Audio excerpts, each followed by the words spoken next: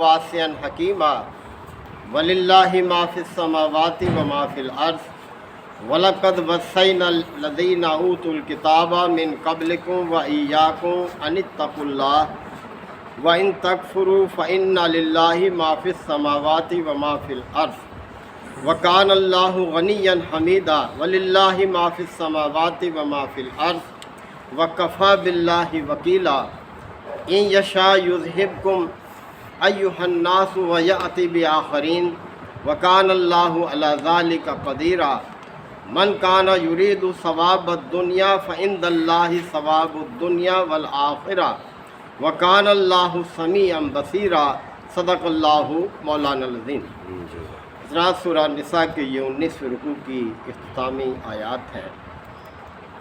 अल्लाह ताला की ये सुन्नत है इस कुरान मजीद में कि जहाँ वो कानूनी अहकामात बयान फरमाता है और ख़ास तौर पर ऐसे अहकामात जो तहज़ीब व तमद्दुन और मुआशरत से मुताल्लिक़ होते हैं, तो फिर उनके आखिर में कुछ नसीहत आमेल जुमले भी बयान फरमाता है। तो अब ये जो आयात जो मैंने आपके सामने अभी पढ़ी हैं, ये नसीहत आमेल जुमले हैं, क्योंकि इससे पहले अल्लाह ताला ने औरतों के हवाले से, यतीम बच्चों के हवाले से अहकामात की याद दहानी कराई। तो फरमाया जा रहा है कि वहीं यतफ़र्रक़ा, और अगर मियाँ बीवी एक दूसरे से जुदा होने की ठान ही लें, यानी एक दूसरे से जुदा हो जाएं, फिर वो युग़निल्लाहु कुल्लम मिन साअतिही, तो अल्लाह ताला अपनी वसी कुदरत से उन्हें एक दूसरे की मोहताजी से आज़ाद कर देगा, बेनियाज कर देगा। यानी फिर अल्लाह ताला दोनों के लिए नई राहें जो है वो खोल देगा। तो बहरहाल अगर ऐसी सूरत पैदा हो गई है कि जुदाई ही हो गई है, तो अल्लाह हर कुदरत का मालिक है। वकान अल्लाहु वासिअन हकीमा, अल्लाह ताला बहुत वसी कुदरत का मालिक भी है और दाना बीना भी है, यानी हिकमत का मालिक है। वलिल्लाहि मा फिस समावाति व मा फिल अर्ज़, बस अल्लाह ही के लिए है जो कुछ आसमानों में है, जो ज़मीन में है। तो ये पहली नसीहत फरमाई, यानी तुम अपने आप को ही सब कुछ ना समझ लो कि तुम्हारे ही मोहताज हैं दूसरे लोग। अगर तुम एक दूसरे से अलग हो जाओगे तो अल्लाह ताला एक दूसरे की मोहताजी से आज़ाद कर देगा और हर एक के लिए अलहदा एहतमाम कर देगा। अल्लाह ही का है सब कुछ, जो कुछ आसमानों में है, जो ज़मीन में है। अब एक दूसरी नसीहत फरमाया, वलक़द वस्सैना लज़ीना ऊतुल किताबा मिन क़ब्लिकुम, तुमसे पहले जो अहले किताब थे उन्हें भी हमने ये वसीयत की, यानी उन्हें भी हमने ये ताकीद की। व इय्याकुम, और तुम्हें भी हम ये ताकीद कर रहे हैं, अनित्तक़ुल्लाह, के अल्लाह का तक़वा अख्तियार करो। ये देखें, बहुत बड़ी नसीहत आमेज़ बात है जो अल्लाह ताला ने फरमाई है कि तुमसे पहले अहले किताब को भी हमने ये नसीहत फरमाई और तुम्हें भी हम इस बात की ताकीद कर रहे हैं कि खुदा तरसी से काम लेना, अल्लाह से डरते हुए ज़िंदगी बसर करना। इस बात को यकीनी रखना अपने जहन में कि अल्लाह के सामने हाजिर होना है, अपने अमाल का जवाबदेह होना है, तो अल्लाह से डर कर ज़िंदगी बसर करना। व इन तकफुरू, और अगर तुम इनकार करते हो अल्लाह की इस बात से, तो फिर करते रहो, अल्लाह का क्या बिगाड़ोगे। फ़इन्ना लिल्लाहि मा फिस समावाति व मा फिल अर्ज़, आसमान और ज़मीन में जो कुछ है सबका मालिक तो वो है। अगर तुम नहीं मानते उसकी नसीहत को तो ना मानो, देख लेना फिर इसका नतीजा। आसमान और ज़मीन में हर चीज़ का मालिक वो है। वकान अल्लाहु गनिय्यन हमीदा, और अल्लाह बेनियाज है, यानी किसी का हाजतमंद नहीं है वो कि उसकी नसीहत पर अमल करोगे तो उसका फ़ायदा होगा। वो तो हाजतमंद नहीं बल्कि हाजत रवा है पूरी कायनात का। और हमीदा, तमाम तारीफ़ों का हक़दार वही है, उसी के लिए है हर तारीफ़। वलिल्लाहि मा फिस समावाति व मा फिल अर्ज़, देखें बार बार अल्लाह फ़िक्रे को दोहरा कि आसमान और ज़मीन में जो कुछ है सब उसी का है।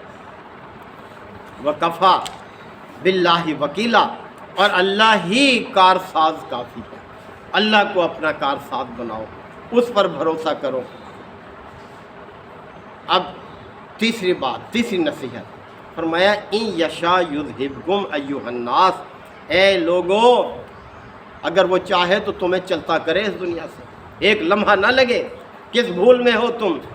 ان یشا یذہبکم ایھا الناس، اے انسانوں اس بات کو پیش نظر رکھو کہ وہ اتنی قدرت کا مالک ہے، اگر چاہے تو تمہیں اس دنیا سے چلتا کرے، وَيَأْتِ بِآخَرِينَ، اور دوسرے لوگوں کو لے آئے تمہاری جگہ، اوروں کو موقع دے دے۔ یعنی اس مہلت عمل سے فائدہ اٹھاؤ، اللہ نے تمہیں یہاں جس مقصد کے لیے بھیجا ہے اس مقصد پہ نظر رکھو، اسے پورا کرو، اور اس مقصد کو پورا کرنے کا طریقہ ایک ہی ہے، اور وہ کوئی خود اپنی طرف سے ایجاد نہیں کر سکتا، اللہ نے جو دیا ہے بس اسی کو تھام لو، اس پر کاربند ہو جاؤ۔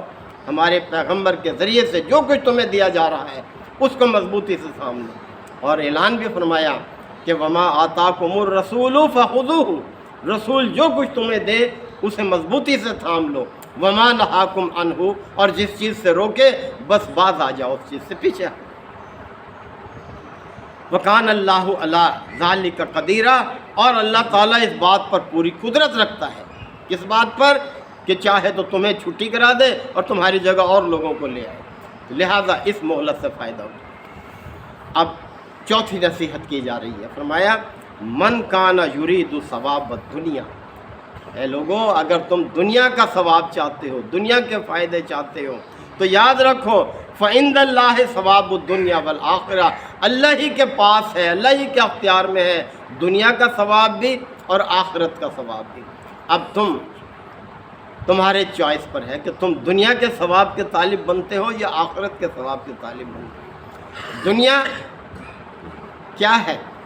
بہت مختصر ہے، آخرت سے اس کا کوئی موازنہ نہیں ہے، آخرت ہمیشہ کے لیے، اور دنیا کا سامان زندگی یعنی یہاں کا ثواب اسی وقت تک کے لیے ہے جتنی تمہاری سانس کی یہ رفتار چل رہی ہے، جیسے سانس ختم ہوا بس دنیا کا وہ بھی ختم ہوا، دنیا سے تعلق تمہارا ختم۔ کیا ہے چاہے کتنی دولت کا مالک ہو، سب سے بے نیاز ہو جائے، سب اس سے دور ہو جاتی ہے، اس سے کوئی تعلق نہیں رہتا۔ تو یہ احساس دلایا کہ من کان یرید ثواب الدنیا، جو شخص دنیا کے ثواب کا طالب ہوتا ہے تو معلوم ہونا چاہیے ہر ایک کو فعند اللہ ثواب الدنیا والآخرہ، اللہ ہی کے پاس ہے دنیا کا ثواب بھی آخرت کا ثواب بھی۔ اور وہ آیت بڑی مشہور آپ سنتے رہتے ہیں کہ بل تؤثرون الحیات الدنیا، تم لوگ دنیا کی زندگی کو فوقیت دیتے ہو، ترجیح دیتے ہو، والآخرۃ خیر و ابقیٰ، جبکہ آخرت اس کے مقابلے میں بہتر بھی ہے اور ہمیشہ رہنے والی، ابقیٰ مبالغے کا صیغہ ہے، ہمیشہ رہنے والی ہے۔ تو دنیا سے کیا موازنہ آخرت کے ثواب سے، آخرت کی زندگی سے۔ وکان اللہ سمیعا بصیرا، اور یاد رکھو اللہ نے اپنی دو صفات کا ذکر کیا، اللہ سن بھی رہا ہے، سمیع بھی ہے اور بصیر بھی ہے، ہر ایک کی سن رہا ہے اور ہر ایک کو دیکھ رہا ہے، ہر ایک پر نگاہ رکھے ہوئے ہے۔ لہذا آخرت کی فکر کرو، اور دنیا میں انسان کو بھیجا ہی اس لیے گیا ہے کہ وہ آخرت کی تیاری کرے، اپنی آخرت کی زندگی کو بہتر بنائے، یہی ہمارا امتحان ہے محترم بھائی، یہی ہماری کوشش ہونی چاہیے۔ اللہ تعالیٰ آپ کو سمجھنے کے عمل کی توفیق عطا فرمائے۔ وآخر دعوانا الحمدللہ رب العالمین، الحمدللہ وکفی وسلام علی عبادہ الذین اصطفی۔ ربنا آتنا فی الدنیا حسنۃ وفی الآخرۃ حسنۃ وقنا عذاب النار وادخلنا الجنۃ مع الابرار یا عزیز یا غفار یا رب العالمین۔ اللہم انک عفو کریم تحب العفو فاعف عنا، اللہم من احییتہ منا فاحیہ علی الاسلام ومن توفیتہ منا فتوفہ علی الایمان، یا شافی الامراض اشف مرضانا ومرضى المسلمین، یا قاضی الحاجات اقض حاجاتنا وحاجات المسلمین، اللہم اعز الاسلام والمسلمین، ربنا تقبل منا انک انت السمیع العلیم وتب علینا انک انت التواب الرحیم۔ صلی اللہ تعالی علی خیر خلقہ محمد وآلہ وصحبہ اجمعین۔